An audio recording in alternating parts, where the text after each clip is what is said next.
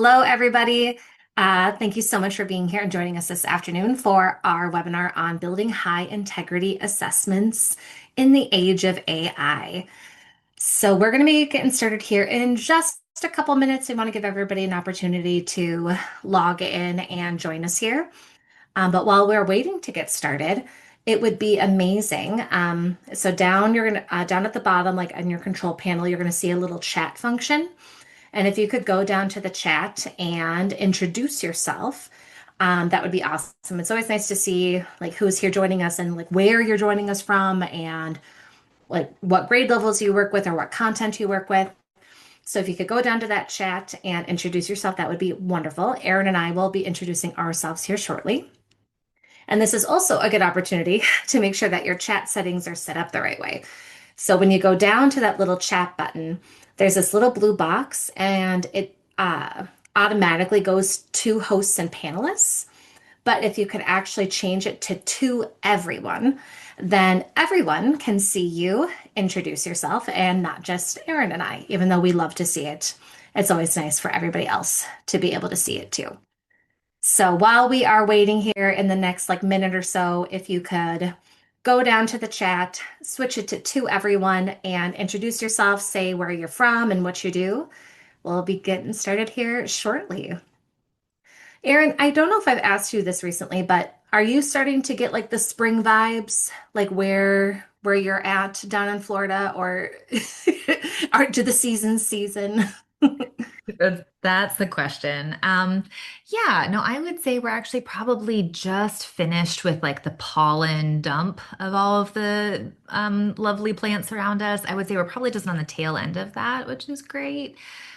We're definitely kind of in the season where it's been raining a lot and bringing the temperature down, but we've seen some days like 85, 88. So I feel like Emily and I always talk about that we have the opposite, like seasonal depression disorder, where I get really sad going into summer, which is like around this time. And it's like with you up there, where it's like when it starts getting cold, like those bouts of cold, you're like, no, winter is coming. So yeah, summer is coming. But I know on your end, you're probably more excited. Are you having the spring vibes up there? Yes. So I'm in Minnesota and I think we're on like I think we're on like third winter. Like there's always the joke of like first fake spring, like second winter, like every like we go through so many bouts like in this like March, April time. So it was just chilly again, but hopefully it is warming up. And hopefully you are all warmed up and ready to go for our webinar this afternoon. So thank you everybody so much for joining us this afternoon for our webinar on building high integrity assessments in the age of AI. And thank you so much to those of you who have been introducing yourselves in the chat. We've got New York, New Jersey, oh, another Minnesota, yay, joining us here. If you are just now hopping in, please feel free to introduce yourselves in the chat and make sure that you switch it to everyone so everybody can see your response rather than to just two hosts and panelists. And while y'all are working on introducing yourselves, Erin and I will go ahead and introduce ourselves. So, hello, everybody. My name is Emily Miller. My pronouns are she, her. Prior to coming here to Inner Orbit, I was a high school chemistry teacher in Minnesota for 10 years, and I taught in our alternative learning program. I taught regular chem, honors chem. So, lots of ways to teach a lot of different kids, a lot of different ways. I got to be a PLC data leader during that time, and now I get to be an Inner Orbit District Engagement Manager and help different districts try out Inner Orbit and explore. And my hot take is that black coffee is the best morning drink. Like, give me no cream, give me no sugar, just give me like a hot, yummy brewed like cup of black coffee. I need that like in me to feel alive before I can do anything from there. And then I'll go ahead and pass it off to Erin. Awesome. Thanks, Emily. I've actually just transitioned to iced coffee recently. I think that's my like, I know it's now spring and summer as I'm now on iced coffee, but welcome everyone. It's so nice to meet you. My name is Erin Cook. My pronouns are she, her. My background, I am the elementary to Emily's high school. And so my background is in 4-5, specifically working as ESC provider and instructional coach. I kind of had a nice little blend there.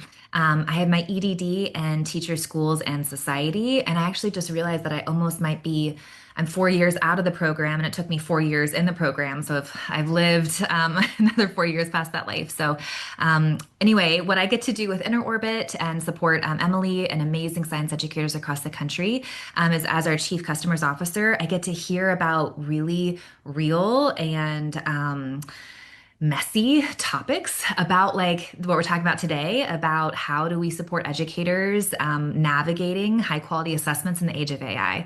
So I am so excited about today's topic because I've been hearing lots of questions about this idea from all of our customers across the country.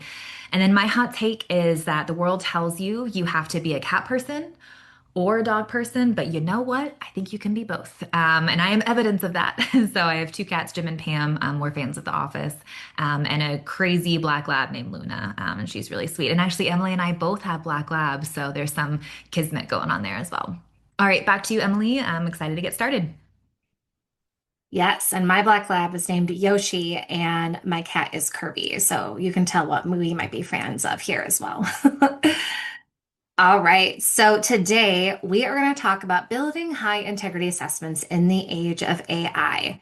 So, our objective here today is to help build your confidence as a critical consumer of science assessments in the age of AI by using clear, practical criteria to evaluate assessment quality and classroom readiness. So, as I'm sure everyone is aware, AI is here and it is shaping and changing the world like live right in front of us. And one of the things that we've seen is how it is starting to play a role in education and how educators are leveraging it and exploring it and using it. And with us being here at Inner Orbit NGSS assessment, like writers and curators and experts, we just kind of wanted to talk about what this means for everybody and give you some criteria to help you navigate this new AI world that we are in. So we're planning to be here for about 45 minutes or so. The first thing we're going to do is just talk about what is Inner Orbit, just in case you're unfamiliar with us and what we do. Then we're going to do a really quick, brief NGSS review just to make sure that we're all on the same page with that foundational knowledge. And then we're going to talk about some guiding questions that we've helped develop to kind of look at any NGSS assessment that crosses your way, whether it's AI generated or from another source, and kind of see if it kind of hits these different like high quality criteria.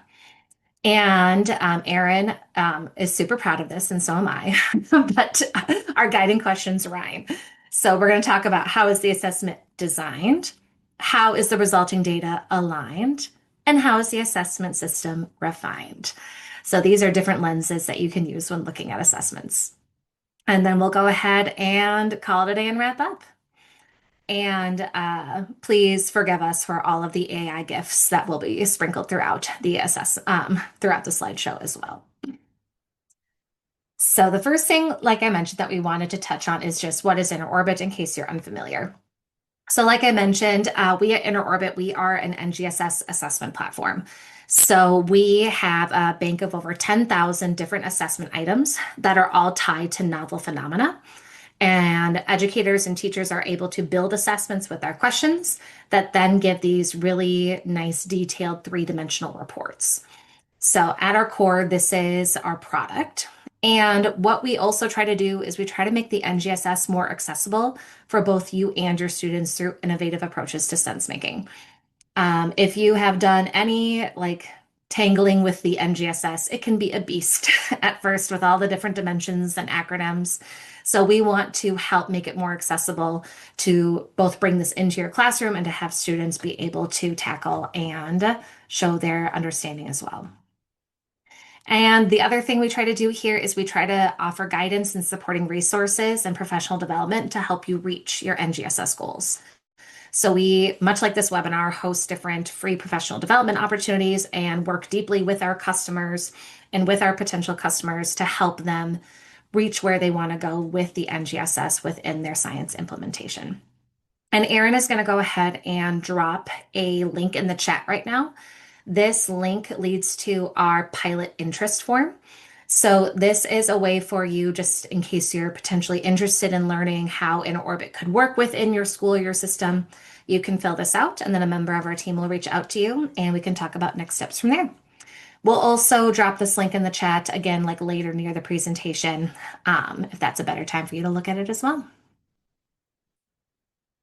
All right, now that you know a little bit about who we are and what we do, like I said, I just wanted to do a really brief NGSS review just to make sure we're all on the same page before we actually dive into NGSS assessments specifically.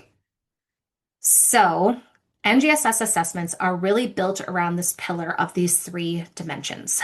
So, the next generation science standards have written these performance expectations.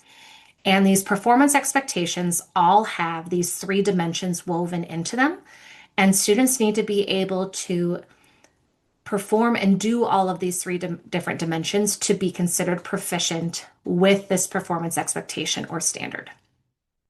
So the first element of every standard or every PE is there's going to be a disciplinary core idea or the content within the standard. So, for example, in this third grade life science standard, the content is that particular habitats affect organism survival. So that would be like the content or the information that we have to teach to our students. And that's traditionally where old standards kind of stopped, is like the information and facts that students needed to know. Where the NGSS took it to this next level is by incorporating these other dimensions, like the science and engineering practices or the SEPs. This is what students need to do to demonstrate their understanding. So it's no longer sufficient for students just to know that habitats affect survival. They need to do a skill to demonstrate that they know that. So, for example, in this case, the SEP is engaging in argument from evidence. So, the beginning part of this standard reads construct an argument with evidence that habitats can affect organism survival. So we need to make sure that we're also supporting students with these science skills and that we're also supporting them with these cross-cutting concepts or the CCCs. And we like to think of these as like how students think or like the lens in which they would approach tackling a question. In this case, the cross-cutting concept is cause and effect. This idea that habitats cause organisms to survive well or not. And the beauty with these CCCs, in my opinion, is it doesn't matter if you're in kindergarten or 12th grade or bio or earth and space, they kind of transcend all elements of science. So when we're looking at assessing students on these three dimensions, another way of looking about this is, are we having students doing sense making? So sense making occurs when students connect their previously developed ideas and abilities and experiences to address uncertainty presented by a phenomena, figure out why a phenomena is occurring, or propose possible mechanisms or solutions. So what this means is in our classroom, we are teaching our students skills. We're teaching them knowledge. We're teaching them how to think. And then for sense making, especially in assessment, what we want to do is we want to present them with a novel phenomena or problem, something they have not seen before. And we want students to start applying what we've taught them to this new novel situation. And in doing so, seeing how all these different elements are interconnected. And we call this sense making, this idea that our students are making sense of something they haven't seen before. And when we're talking about NGSS assessments, we're really talking about assessing our students' ability to do this sense making, to connect these three different dimensions to that novel phenomena or problem, and then see the interconnectedness of all of them together, which is not an easy task if you have written any NGSS assessments yourself or have taken a look, which is why we wanted to talk about looking at high integrity assessments in the age of AI today. With that, I'm going to be passing it over to Erin, and she's going to be kind of initially talking us through these overarching guiding questions that you can use when you are looking at different NGSS assessments. Awesome. Thank you, Emily, so much for that foundation. And before we get into those guiding questions, too, I just want to talk a little bit about that context I said before of like, we're just hearing so much from educators about how to navigate AI just in general, but especially, with our lens at an orbit about how to navigate AI in terms of assessment design. So, when you kind of think about even just this past school year and the movement of AI, we're really seeing that AI is becoming a regular part of teachers' workflows, supporting curriculum planning, differentiation, and now even assessment writing. This is especially appealing for three-dimensional tasks, as we saw there with the three dimensions of performance expectations on the slides with Emily, which, as she mentioned, are more complex and really time-consuming to design. I don't know about you all, but it almost feels like with all these new tools, be it, Claude or ChatGPT or any other, AI platform that you use, it's almost like you have an extra thought partner that's able to like respond to you pretty quickly, kind of like this little gif here of like you have your new best friend. My dad is just now getting into ChatGPT and he calls it his new friend Chat, where he's getting some of these ideas from. So really where we are, within this school year, and I'm sure you have all seen in your context as well, is that the question is no longer if AI can help, but how to use it effectively. So when we're talking about AI today, AI can mean kind of a couple of different things. So we have a common definition. What we're going to be talking about today is AI specifically for generating NGSS items, or you can flip the adjectives around there and say what we're talking about is generative AI. So what that specifically is it's a type of artificial intelligence that creates new content. So including text, images, music, audio, and code by learning patterns from massive data sets. Unlike traditional AI that analyzes existing data, generative AI, as you can hear in that, adjective, uses deep learning models to produce novel human-like output based on user prompts.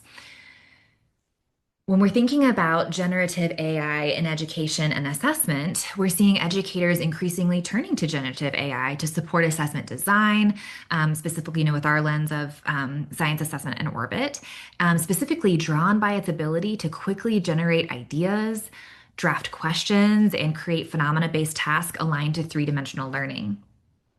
So we wanted to talk about, we have a lot of other folks in the room today, just even outside of Emily and I's experience. So we have a little get to know you chat question here.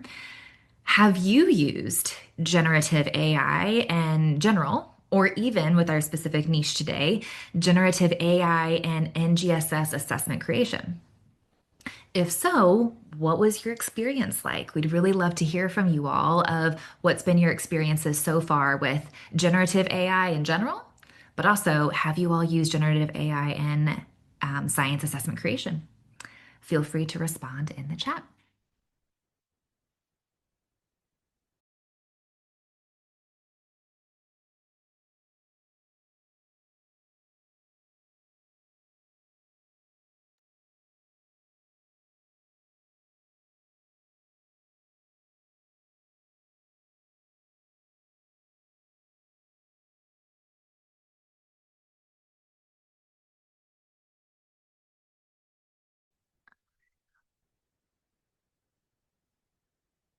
We're getting some responses in. I'm going to give you some more time to think. So feel free if you're still typing, feel free to keep doing so. So some people haven't just yet. We'll talk about this too. So some folks have used it to modify rubrics to help those rubrics to be more kid language friendly. I think that's really interesting, right? Because sometimes rubrics are really teacher facing. So modifying those the language of those rubrics to be more student friendly. That's awesome. Okay, cool. Some other folks have used AI to generate NGS assessments, which is great. Having different outcomes using different AI tools, right? Gemini versus other ones, which is awesome. Very cool. Ah, very cool. Another person was saying, yes, like giving a good foundation for question types and then revising those questions from what is generated. And then you'll be able to use that for formative. So cool. All right, there are so many nuggets in y'all's responses that we're going to be touching on today as well. So we have a good foundation here with the folks attending about what generative AI can look like for NGS assessment design. Amazing. So from here, let's talk about just kind of the overarching pattern that we've seen with generative AI. And then we're going to move into those three guiding questions that when you're thinking about high quality assessments in general, but really high quality assessments in the age of AI, what are you looking for in those assessments? So overall, though, to kind of give a summary of what we're seeing from our positionality at InterOrbit, is we are seeing AI being able to, our phrase that we like to use is lowering the floor, meaning it is um, easier and less barriers in our way than ever before to get that initial draft or to get that initial idea or to get the initial type of assessment using generative AI. And I saw you all, some folks in the chat say that too.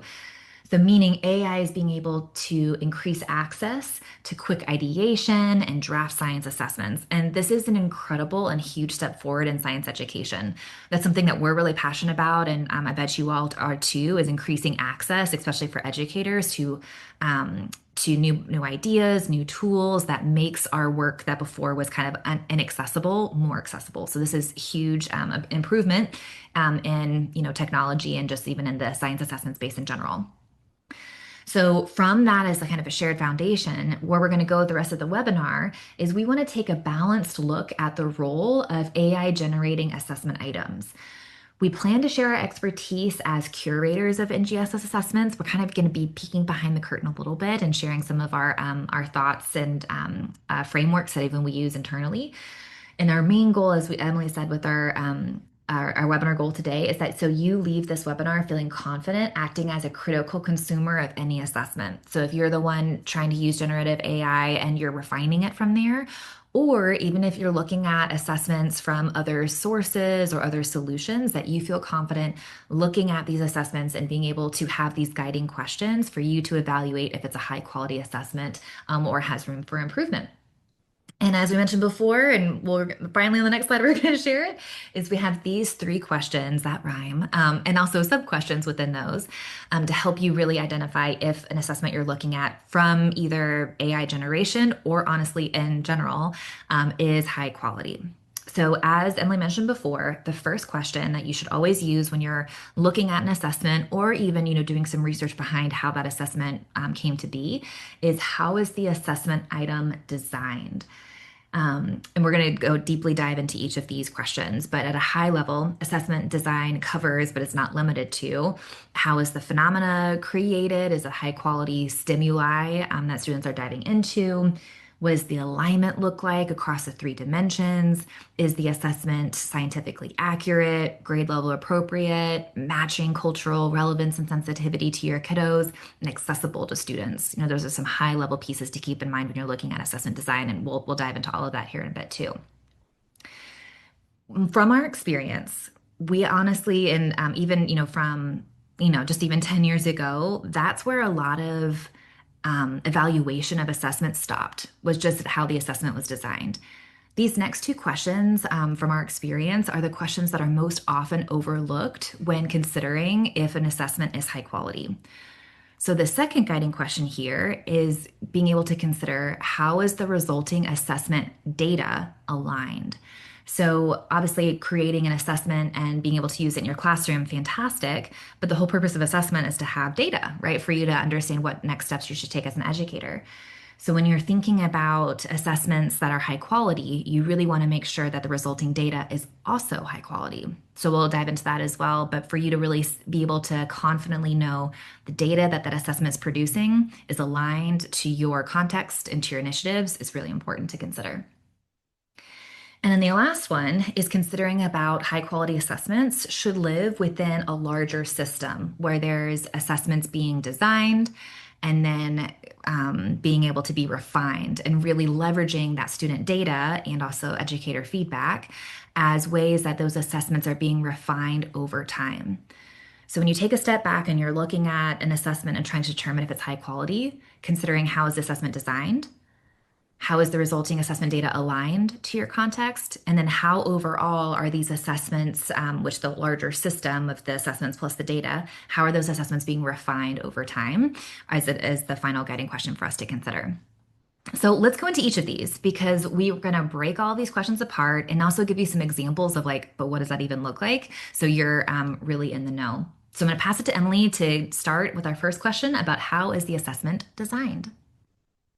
Thank you, Erin. And again, thank you for those three lovely rhyming questions. Anything to help me remember is always appreciated. So Like Erin said, those kind of final two questions sometimes are overlooked. But the nice thing with how is the assessment designed is there is so much information and ideas and framework around assessment design that we can really use when we're looking at high quality assessments. So when we're asking ourselves this question, there are a lot of different frameworks for NGSS assessment design that we could kind of use. For today, what we chose is Achieve Science Task Screener as a model to help us frame this idea of how is the assessment designed. What we really like about this is it doesn't just take into like the question itself and if like it's a good question, but it specifically talks about the phenomena and it specifically talks about the three dimensions. And then I love how it talks about being fair and equitable, and then also making sure that the assessment is actually supporting our intended targets and purposes. So this kind of breaks down a few different categories that all then build into assessment design. So we're going to be using this framework first when looking at AI generated items, and then we'll kind of go from there. So the first part within that screener is are tasks driven by high quality scenarios that are grounded in phenomena or problems? So, as we talked about in the beginning, when we're assessing students' ability to do sense making, they need to apply what they've learned to that novel situation or that novel problem. So, when we're thinking in terms of generative AI, one of the fantastic pros about it is it can quickly generate ideas.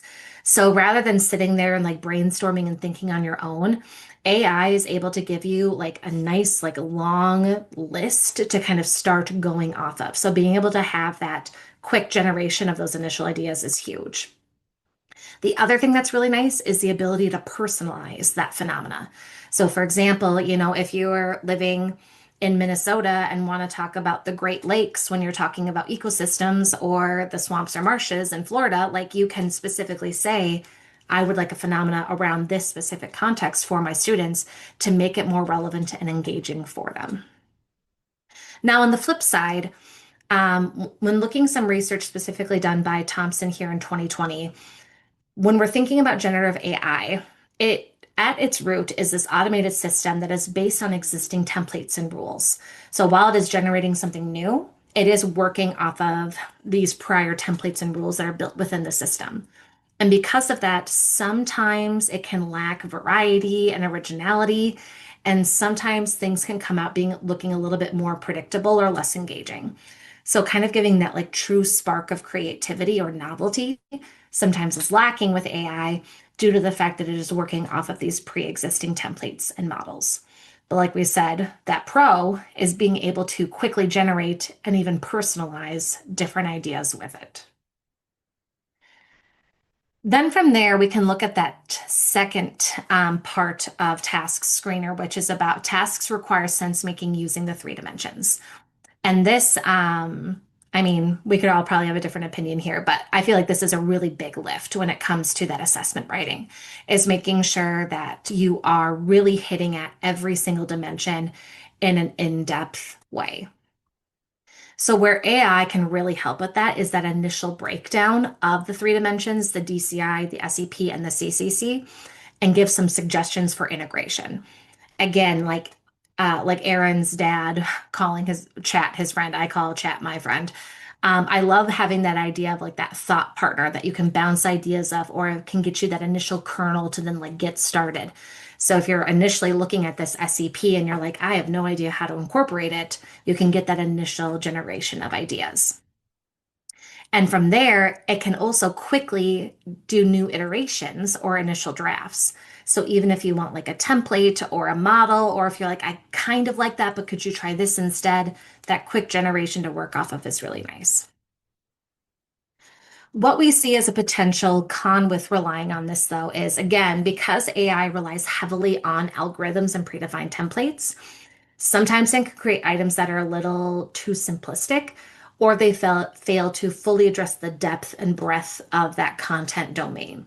Because it's working off of that pre-existing data, sometimes it can't get really as deep as we want to when it comes to integrating those three dimensions.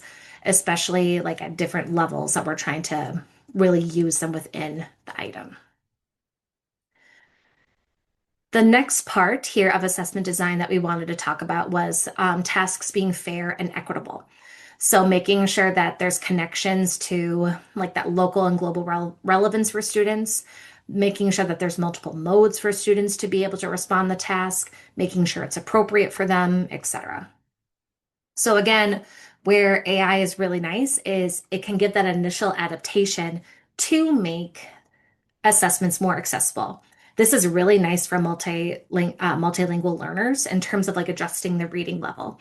Because as you all probably know with NGSS assessments, the phenomena that students are working on is usually like a lot of text and it's a lot of reading. And so being able to take something and parse out the reading level to potentially make it more accessible, AI is a really helpful tool for that, or even brainstorming ways to kind of lower that initial reading lift if it's necessary. The other thing that's nice is again with that like thought partner is it can help you generate some initial ideas for those multiple modes for student response. Like there is more ideas than just multiple choice and short answer, right? So it can kind of give some more ideas for how students could show their thinking or different ways to kind of structure the task for students to be able to tackle it in different ways. But again, with this idea that AI is using these algorithms that looks on that is based on historical data and patterns, something that this group that was looking at AI and assessment saw that AI can actually perpetuate or even exacerbate biases because it's working on that historical pattern and context. Sometimes, if there are biases within the historical context that it's referencing, it can actually perpetuate those even more. So that's something to kind of remember when looking through that is AI isn't a neutral source, if you will, because it's working off of pre-existing information.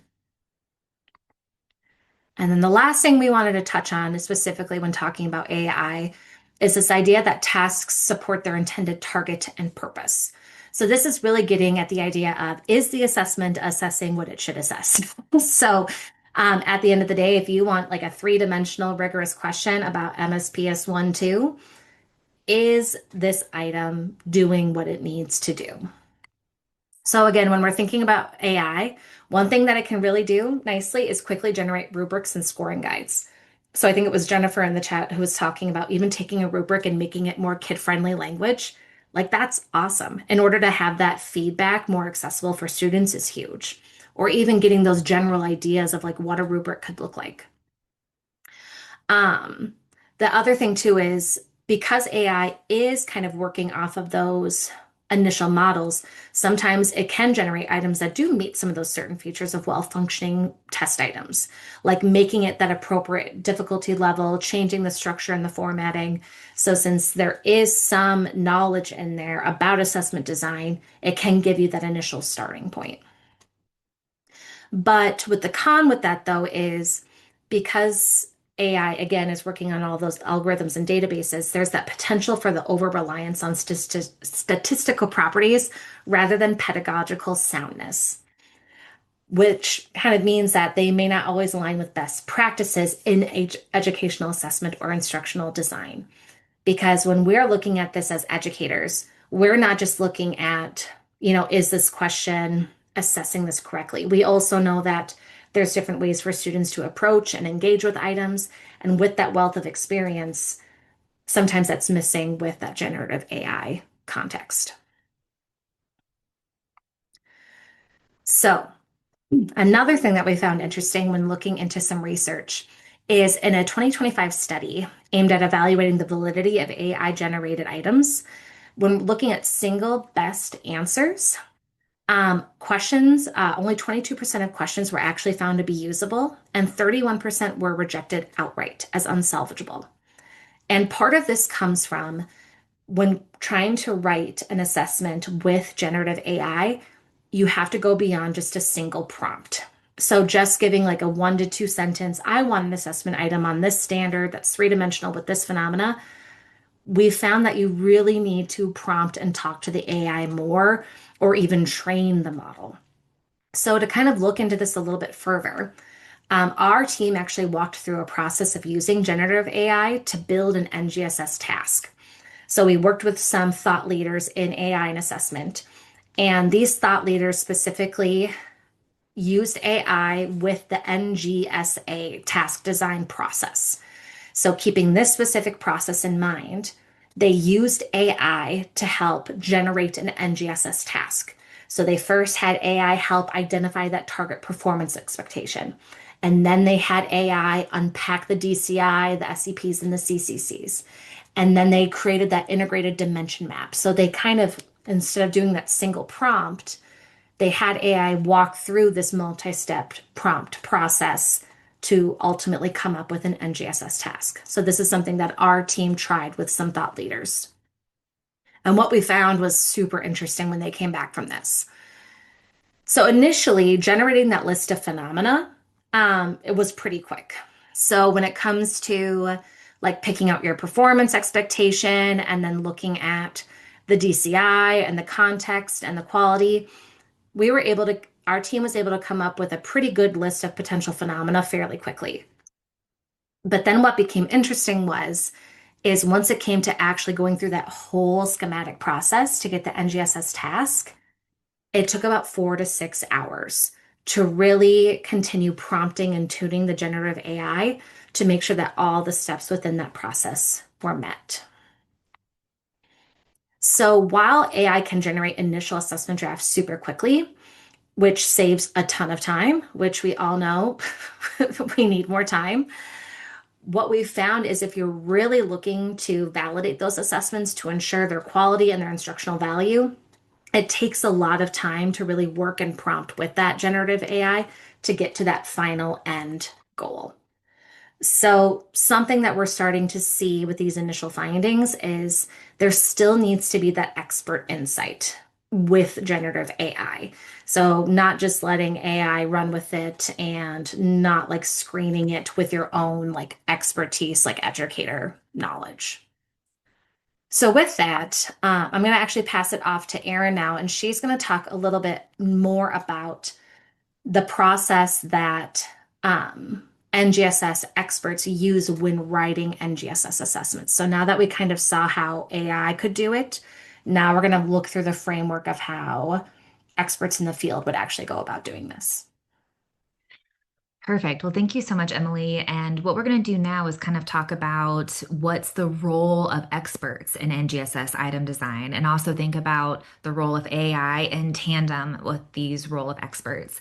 And one thing I do want to mention too is all of us, even if you've only taught for one school year, this is your first school year teaching, we are all experts in educational pedagogy. We have all this experience, and over time that expertise builds up. So when we're thinking of experts, it's not just the folks in academia, but all of us have this expertise that we've built throughout the years. So another fun little chat question we have here as we transition is what we'll be talking about, as we've mentioned a couple times, is that experts are really needed to tune and refine the results of generative AI. So I'm curious if anybody has any experience about editing or tuning is one thing we like to say of, is this is this matching the expectations we're looking for? So what has been your experience with editing or tuning AI generated content as an educational expert? Feel free to share any experiences in the chat.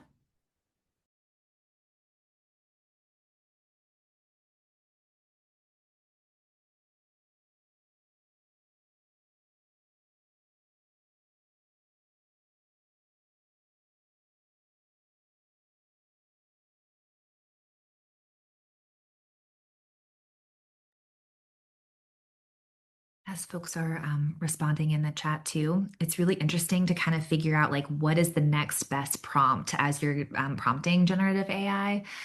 So it's always interesting to see how different people kind of respond and tune different results and content from like chat or Claude. Cool. So folks haven't spent a lot of time just yet. Yeah, no problem. Let's see if anybody else has something.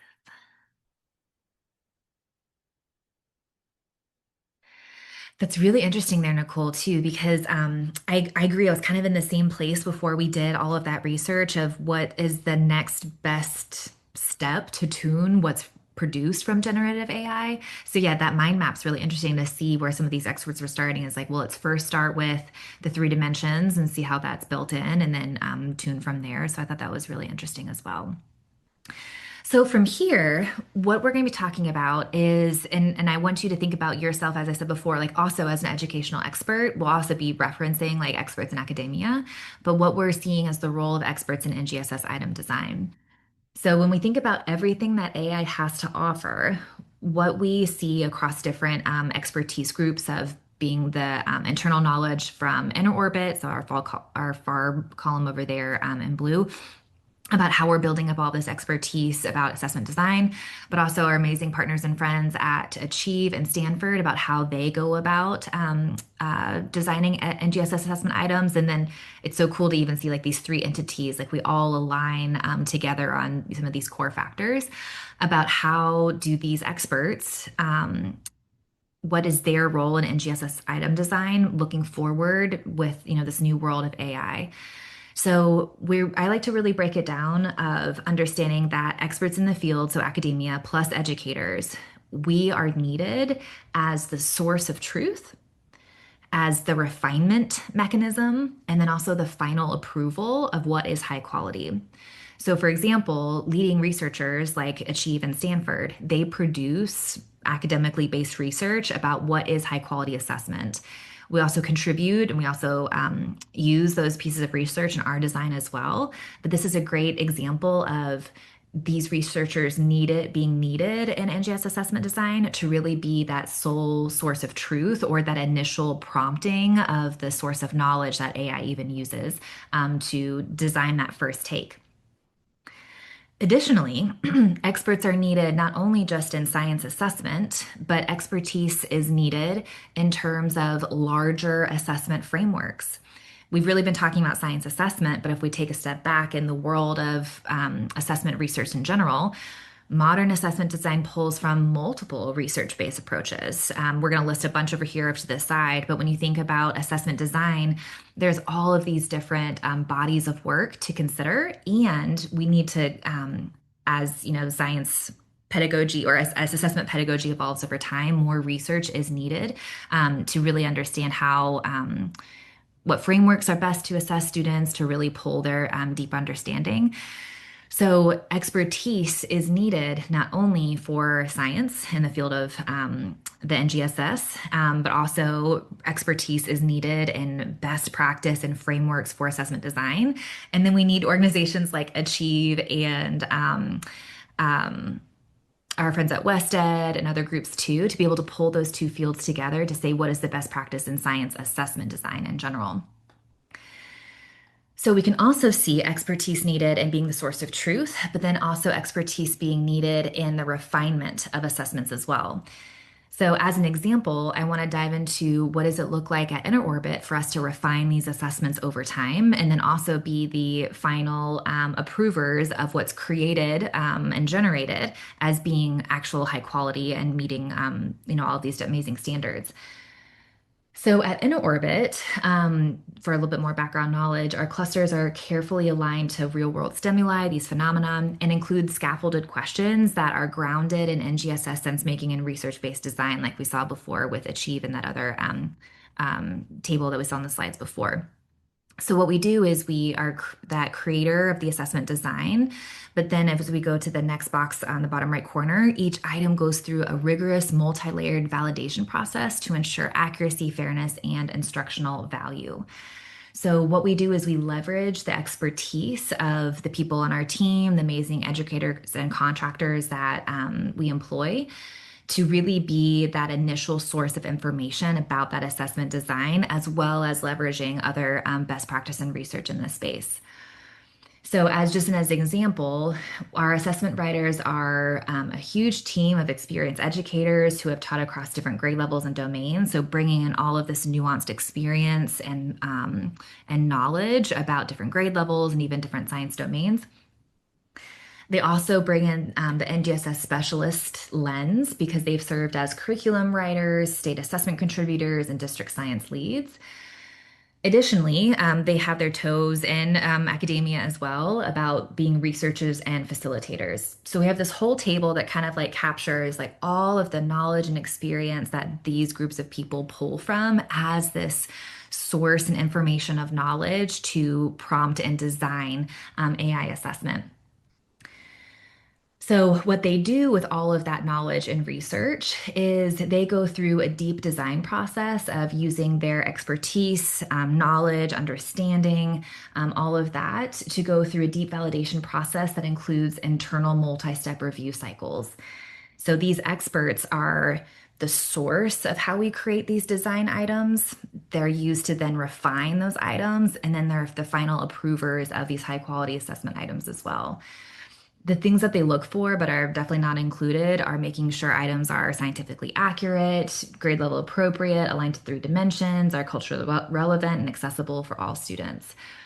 And examples of some of the things they catch or that they look for in those refinement process is they find key misconceptions and items that either language or specific words or specific science content that's written in a way that's either progressing misconceptions or that are actually scientifically inaccurate.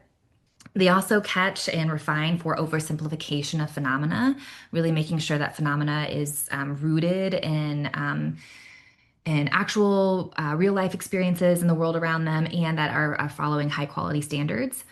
And they also catch anything that drifts off from standard specific intent. So sometimes we see generative AI take the wrong angle of a cross-cutting concept, for example. So they're able to pull back an assessment item that's like drifted off from the original standard intent. So, in sum, the role of experts are really important to be a source of knowledge for AI, to be the refiners of what's generated from AI, and also be the final approvers of like it's done. Like after I've refined and prompted and tuned, this assessment is now high quality. So that's our sum here, our a summary statement about assessment design with AI is that AI is a really powerful tool for accelerating and structuring the early stages of assessment design. There's so many different things here that AI can help with and that we also leverage. We also want you to know that as educational experts, you are still needed, and academia is still needed to be that source of scientific and assessment-based best practices, accuracy, to then be the one to refine and making sure that assessments are aligned to the 3 dimensions, and also the final improver to decide really is this final task now truly eliciting meaningful evidence of student thinking. So from here, we're going to dive into the next 2 questions about how is the resulting assessment data aligned, and then also how is the assessment system refined, which these are the 2 questions that are really not discussed of as much. So I'm going to pass to Emily to dive into the next question. Awesome. Thank you, Erin, for kind of walking us through that role of like experts when it comes to that design piece. And I love data, so I was super excited to talk about this too. Because really, at the end of the day, when we're talking about assessments, assessments are administered for many purposes, but the true value lies in the data they generate. If you don't get results and data from assessment, then why were we assessing in the first place? So when we are evaluating the quality of these NGSS aligned assessments, it is super important to consider how well that data supports that meaningful interpretation, and then from there, that instructional decision making. So when we're focusing on this like second question around data alignment, we've got kind of like 3 sub questions that you can kind of consider. So first is the data aligning to standards? So are results clearly connected to performance expectations and then the 3 dimensions within it? The other thing to consider when looking at the data produced as a result of the assessment is if the data reflects levels of student understanding and not just percent correct to help guide next steps. So after an assessment is taken, if you just get this blanket 60% average, now what? So you need to be able to have enough data to dig into to try to start constructing where those misconceptions might be and where your students' level of understanding may be, so you can then guide and support them in those next steps. And the last one too is, Does this data produce a meaningful comparison? So, like, are there performance levels? Are there cut scores? Are there benchmarks? Is there something to give the data context? Because if you just, again, if you're getting like a flat 60%, well, what does 60% mean? Like, we know that 60% means 60 out of the 100, but like, in what context are we viewing that number in? So, with this idea of data alignment and kind of looking at the role of generative AI, and then also looking at that role of expertise needing to tune that AI, we're going to kind of talk about this alignment to standards first. So, as we talked about before, AI can really quickly generate items that appear aligned to performance expectations. But sometimes that full connection to the PE is often like partial or superficial, or those three dimensions are not consistently integrated. And because of that, we're not actually getting it truly measuring that standard.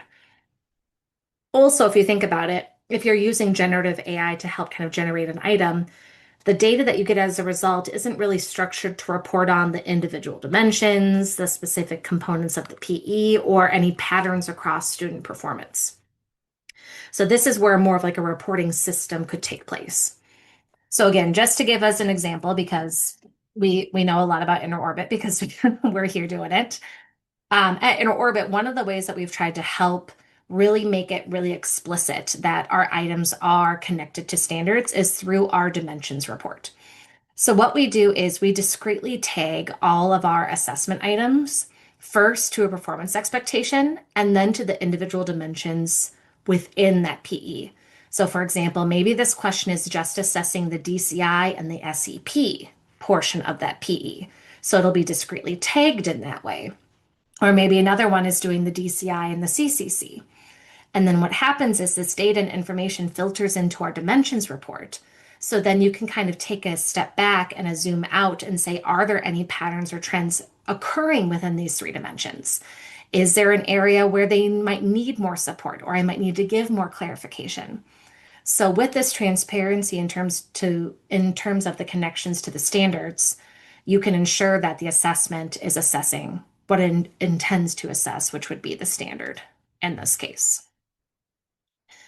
The other question kind of embedded with this data alignment that we wanted to talk about is this meaningful interpretation.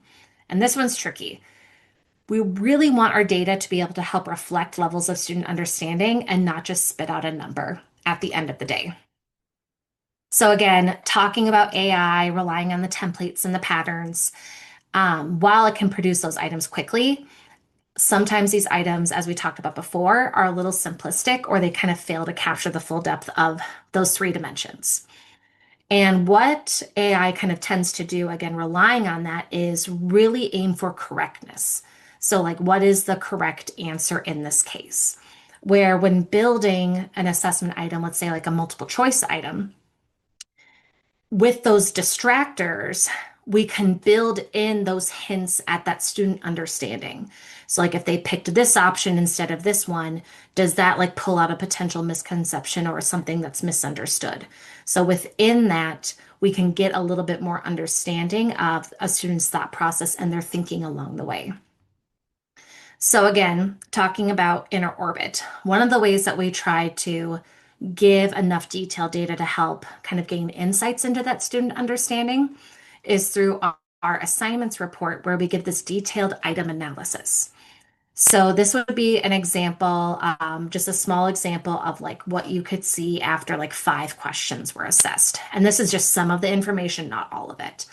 So what you can see here is we've got a one-dimensional question, another one-dimensional, two-dimensional, three-dimensional. So we can see the overall percent correct for these individual items. And then our item analysis goes deeper where you can see which percentage of students picked which option choice, specifically what students did that. And then from there, you can start getting the pieces of the puzzle you may need to start getting that idea of where they are at within their understanding. Are they doing really well with one-dimensional and then struggle with two-dimensional? Well, then we might need to support them more with a specific SEP or CCC.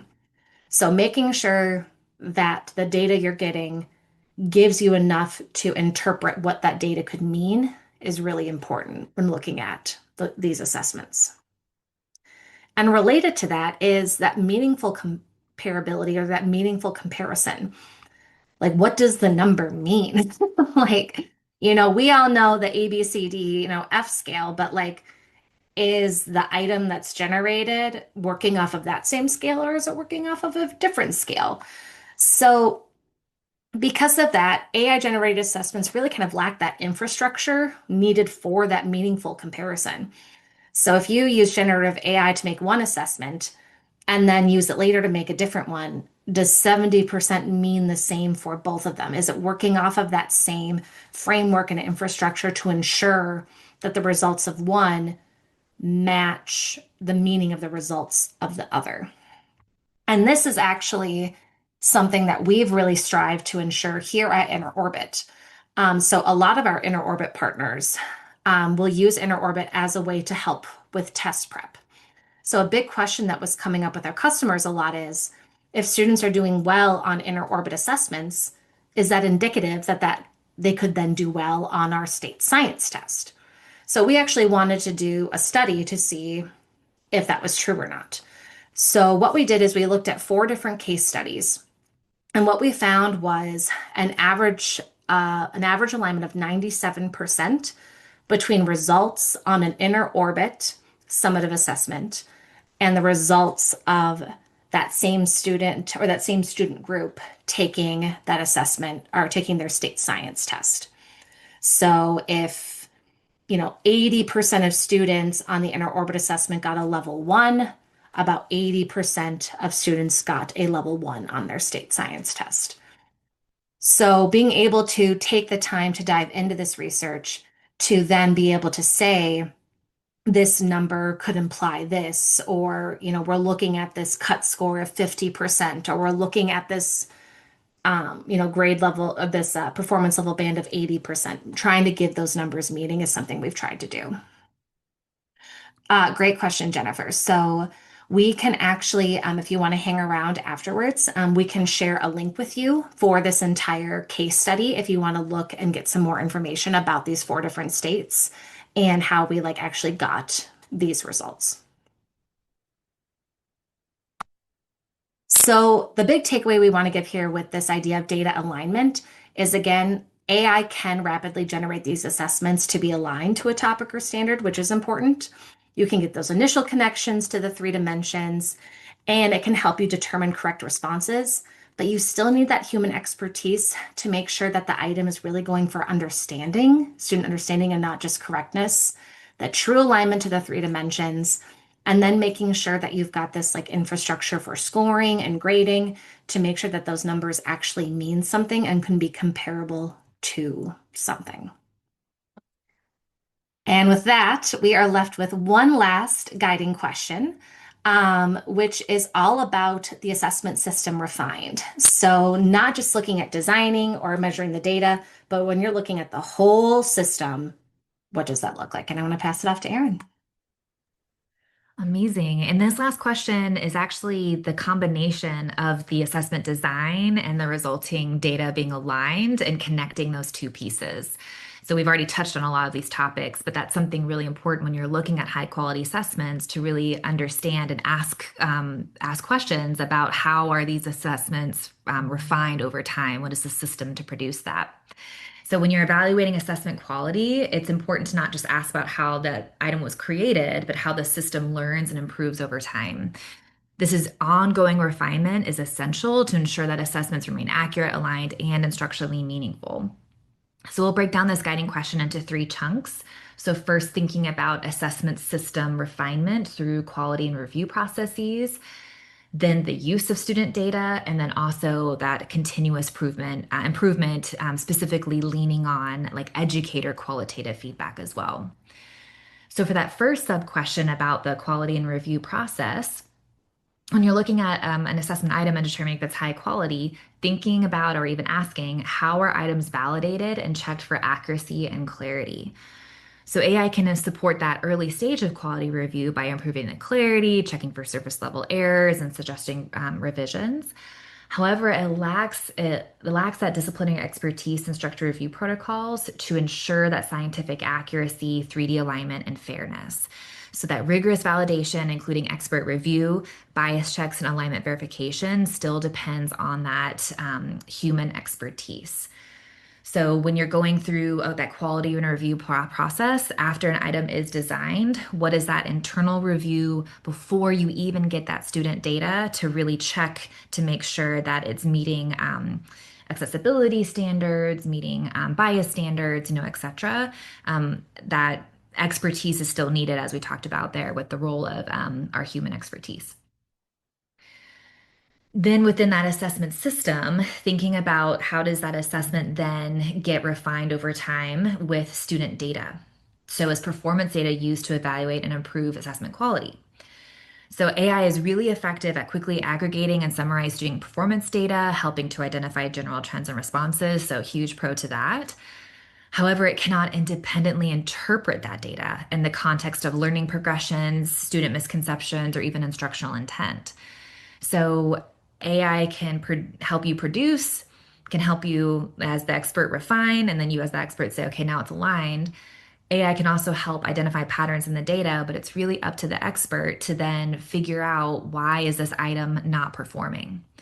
So with Inner Orbit, what our expert content team does is they look at large samples of student data with our items, and they're able to refine these assessment items based upon that quantitative data to really see why is this item not performing the way we want it to. So it's that human expertise to really interpret those patterns of data to then refine that assessment item over time. And then finally, with continuous improvement of the assessment itself, but within the larger assessment system, what is the ongoing feedback loop qualitatively to refine assessments over time? So AI is fantastic at getting faster iteration of revisions as you give it qualitative feedback in your prompts, it's able to revise and give different variations based upon your feedback. However, because it's an isolated type of environment, it doesn't operate with sustained system of improvement. And really including, there's a bunch of different pieces here of like that qualitative feedback. So, including new research. So, being able to add new insights, new research into the actual sourcing of the knowledge that AI pulls from, large scale educator insight, and also the importance of classroom testing, of really seeing the assessment in the classroom and what's that actual experience like that educators and students are experiencing. So with Inner Orbit, our content team takes a lot of time to gather stakeholder opinions, get new expertise of different people in the field, gather that new evidence internally and information that they use to inform and reform this larger the assessment items themselves, but use that continuous review to kick back to assessment design to really create a cohesive assessment system refinement structure. So, really, when you think about the assessment system behind high quality assessments, AI can help with improving clarity and revising assessment items initially, summarizing, organizing performance data, identifying trends, and giving revised or additional item variations. But human expertise is really needed to conduct that rigorous content alignment, bias reviews, gather or make decisions based upon that quantitative pattern finding of student data, and also being able to integrate new research, classroom experiences, educator insight at a large scale. So, really, when you think about assessment, it should not like assessment design and assessment data alignment and assessment systems. It's a dynamic, living, breathing environment. It's not static. So making sure that when you're looking at high quality assessment items, really taking a step back to look at that larger system to make sure it is living and breathing and continuously being refined over time is really important. All right, we're going to pass it up to Emily to really summarize. So, if we didn't hear anything today, what are the key things you should be looking for in high quality assessment? So, take us home, Emily. Thank you so much. And thank you also, everybody, for sticking around with us. I know we're going a little over time, so I will do my best to wrap this up. So, the main thing that we would love to leave you with is again our three rhyming questions. How's the assessment designed? How's the resulting assessment data aligned? How is the assessment system refined? As ways for you to be a critical consumer of NGSS assessments, to kind of prompt yourself and ask these questions when looking at the assessment to see if it kind of meets that high quality rigor. We've also got this nice little graphic here with a little bit more details about those three guiding questions. But this would be the thing that we would most love for you all to take away. So just being able to refine and look at assessments through this lens to make sure you're getting essentially what you need to and want to get. And looking back on our objective to build confidence as a critical consumer of science assessments, again, we just want to iterate like how powerful of a tool AI can be to help accelerate that assessment design process and getting ideas and drafting items. But really, in tandem with that, you need that human expertise to kind of tune and help out with that initial AI generation. And we are so excited to see the promising future that AI and science assessment can like do together, uh, and how this can kind of continue to shape the world and take the load off of educators and make NGSS assessments just more accessible overall for everybody. And with that, thank you so much for being here this afternoon. It has been a pleasure to hear your ideas and to speak with all of you. Erin just dropped that alignment to state test white paper if you want some more data on that case study that we mentioned. Erin also dropped in that Cervicate link one more time in case you're interested in trying out Inner Orbit. This is just an interest form. It is not a commitment. It's just letting us know that you might want to explore how Inner Orbit could help support your goals. We post YouTube videos like this all the time on our YouTube channel. Feel free to check it out.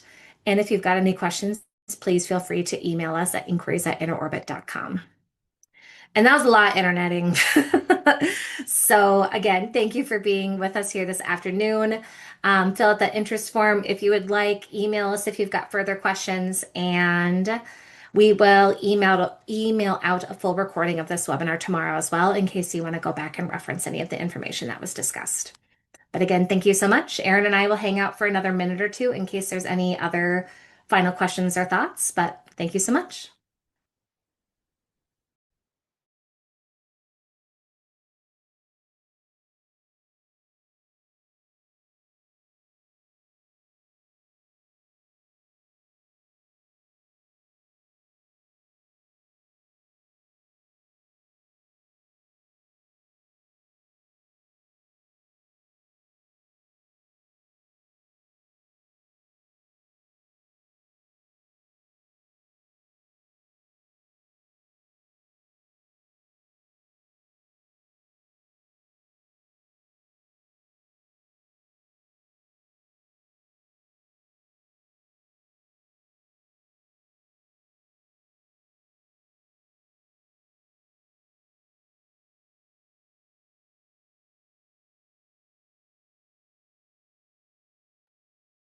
I just wanted to say again, thank you so much for being with us here this afternoon, and having these really great, insightful conversations around AI and assessments.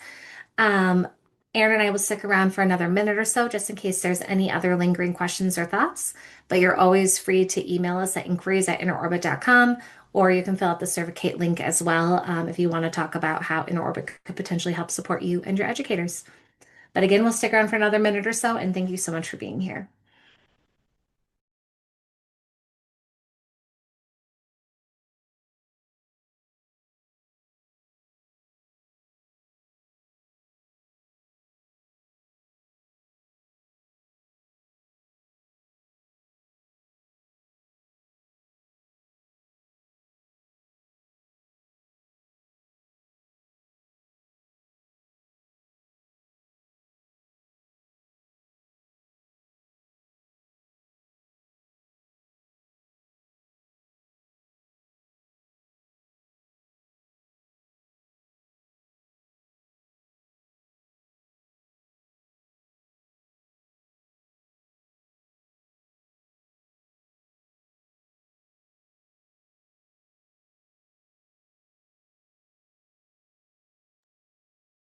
All right, we're going to go ahead and close out for today. Again, thank you so much for being here.